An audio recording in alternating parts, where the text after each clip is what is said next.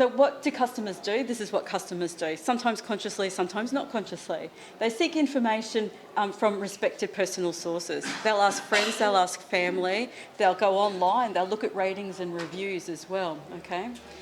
They use the internet to compare service offerings, okay? Those ratings and reviews are really key indicators for them. They'll look at the reputation of your organisation as well. They'll look for guarantees or warranties. They'll visit the service facility or go online or download your app or whatever you have, and they'll ask other employees about your competing service. So they'll go to a competitor and ask them about your service to try and get some insight.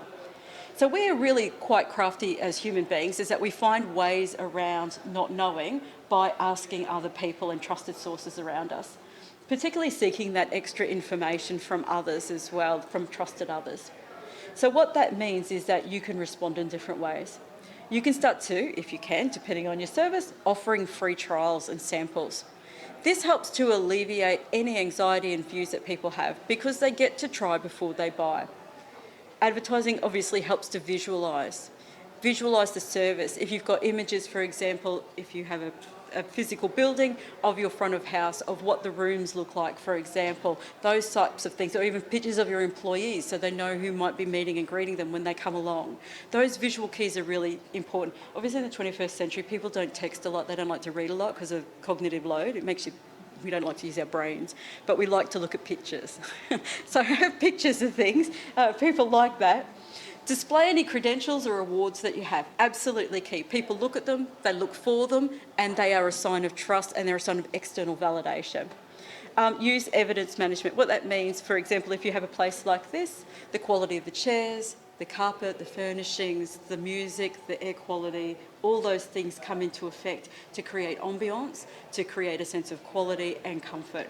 People, because they can't judge your service because it's an act, a deed or performance, they'll judge your chair. Okay, so they will default to the physical things that they can see. They'll judge the clothes or the uniform of your employee as a sign of the quality of your service because they literally cannot see what you're doing or what the service is itself. Guarantees, encourage visits and give them access and information if they order online. You can't talk enough to your customers. You can't keep them informed more as they go along. So risk is seeking increasingly coming into service decisions because we live in these uncertain times. People who are risk averse are more likely to be anxious and procrastinate in their decision-making process, even if it's a low involvement service. So when you design your service, design the service for the human. Flawed, emotionally driven, okay? And those emotions go up and down with different scripts running through their head as they walk through and use your service. That's a really key part of it. Start with a simple post-it note flowchart.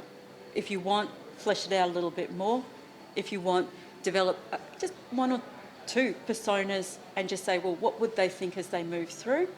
And you've got yourself a bit of a map to start with. And highlight those critical points where things may regularly go wrong or do go wrong so you can fix them. But the visual aspect of all of this is really what makes it useful and pulls it all together.